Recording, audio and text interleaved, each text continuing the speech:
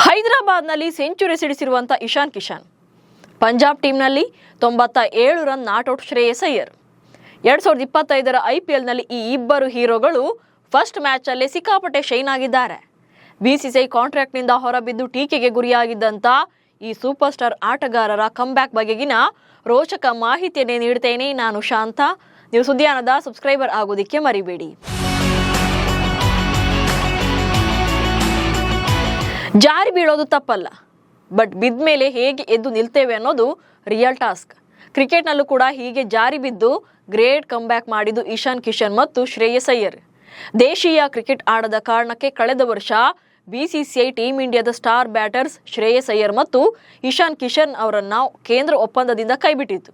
ಇತ್ತೀಚೆಗೆ Shreyas team India ಸೇರಿದ್ರು ಕೂಡ ಕಿಶನ್ ಇನ್ನೂ ಕೂಡ ಆ ನಿರೀಕ್ಷೆಯಲ್ಲೇ ಇದ್ದಾರೆ.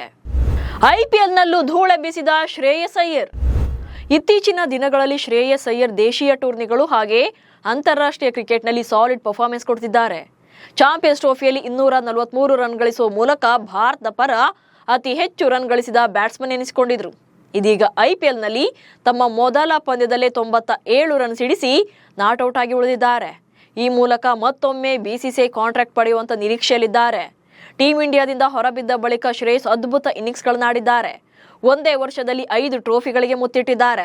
ಸೊ ಯಾವೆಲ್ಲ ಟ್ರೋಫಿಗಳನ್ನ ಅನ್ನೋದನ್ನ ನೋಡ್ತಾ ಹೋಗೋದಾದ್ರೆ, ಟೀಮ್ ಇಂಡಿಯಾದಿಂದ ಡ್ರಾಪ್ ಆದಂತ ಬಳಿಕ ರಣಜಿ ಅಖಾಡಕ್ಕೆ ಮರಳಿದಂತ ಶ್ರೇಯಸ್ ಅಯ್ಯರ್ ಮುಂಬೈ ತಂಡವನ್ನ ಸೇರಿಕೊಂಡಿದ್ರು. 2024ರ ರಣಜಿ ಸೀಸನ್ ನಲ್ಲಿ ಅದ್ಭುತ ಬ್ಯಾಟಿಂಗ್ ಮೂಲಕ ಮಿಂಚಿದ್ರು.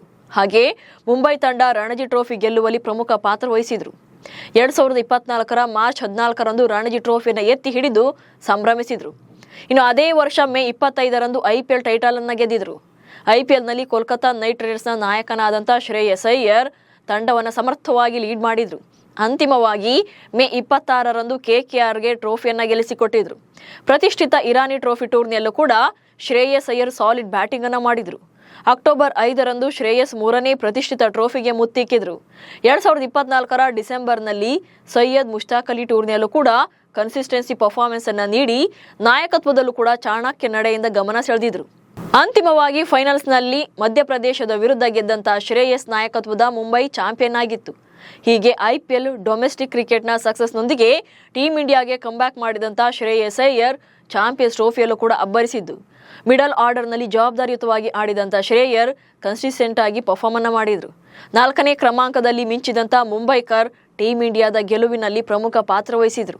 ಟೀಮ್ ಇಂಡಿಯಾ ಚಾಂಪಿಯನ್ ಆಗುವಲ್ಲಿ ಪ್ರಮುಖ ಪಾತ್ರ ವಹಿಸಿ ವೈಟ್ ಜಾಕೆಟ್ ಅನ್ನ ತಟ್ಟು ಚಾಂಪಿಯನ್ ಆದ್ರು. ಹೀಗೆ ತನ್ನಿಂದ ಆದಂತ ಮಿಸ್ಟೇಕ್ಸ್ನ ಸರಿಪಡಿಸಿಕೊಂಡು ಕರಿಯರ್ ಕಡೆ ಗಮನ ಕೊಟ್ಟ ಶ್ರೇಯಸ್ ಹಿಂತಿರುಗಿ ನೋಡ್ಲೇ ಇಲ್ಲ. ಇತ್ತ ಇಶಾನ್ ಕಿಶನ್ ಕೂಡ ಅದೇ ಹಾದಿಯಲ್ಲಿದ್ದಾರೆ.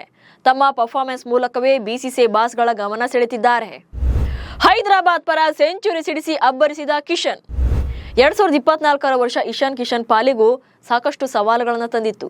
2023ರಲ್ಲಿ ಟೀಮ್ ಇಂಡಿಯಾದ ಖಾಯಂ ಸದಸ್ಯನಾಗಿದ್ದಂಥ ಕಿಶನ್ 2024ರಲ್ಲಿ ಟೀಮ್ ಇಂಡಿಯಾದಿಂದಲೇ ದೂರವಾಗಿದ್ದರು. ದೇಶಿ ಕ್ರಿಕೆಟ್ ಆಡಲಿಲ್ಲ ಎಂಬ ಕಾರಣಕ್ಕೆ ಟೀಮ್ ಇಂಡಿಯಾದಿಂದ ಕಿಶನ್ಗೆ ಗೇಟ್ ಪಾಸ್ ನೀಡಲಾಗಿತ್ತು. ಸೆಂಟ್ರಲ್ ಕಾಂಟ್ರಾಕ್ಟ್ನಿಂದ BCCI ಕೊಟ್ಟಿತು. ಇಡೀ ವರ್ಷ ಯಾತನೆಯನ್ನು ಅನುಭವಿಸಿದ್ರು. ಈಗ ಅದೇ ಇಶಾನ್ ಕಿಶನ್ ಸೀಸನ್ 18ರ IPLನ ಮೊದಲ ಪಂದ್ಯದಲ್ಲೇ ಹೊಸ ಅಧ್ಯಾಯ ಬರೆದಿದ್ದಾರೆ. ಭಾನುವಾರ ನಡೆದಂತಹ ಪಂದ್ಯದಲ್ಲಿ ರಾಜಸ್ಥಾನ ರಾಯಲ್ಸ್ ಬೌಲಿಂಗ್ ಅಟ್ಯಾಕ್ನ ಚಿಂದಿ ಉಡಾಯಿಸಿ ಜಸ್ಟ್ 45 ಎಸೆತಗಳಲ್ಲಿ ಅಜೇಯ ಶತಕ ಸಿಡಿಸಿ ಸಂಭ್ರಮಿಸಿದ್ರು. ಅವರ ಸೆಲೆಬ್ರೇಷನ್ ಕ್ರಿಕೆಟ್ ಮೈದಾನದ ತುಂಬಾ ಓಡಾಡಿ ಸಂಭ್ರಮಿಸಿದ್ರು.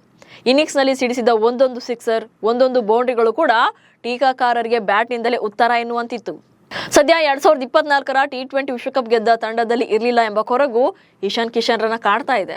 ಸೊ ಹೀಗಾಗಿ ಮುಂಬರುವಂತ 2026ರ ವಿಶ್ವಕಪ್ ತಂಡದಲ್ಲಾದ್ರೂ ಕೂಡ ಸ್ಥಾನವನ್ನ ಪಡ್ಕೊಳ್ಬೇಕು ಅನ್ನೋದು ಅವರ ಆಸೆ.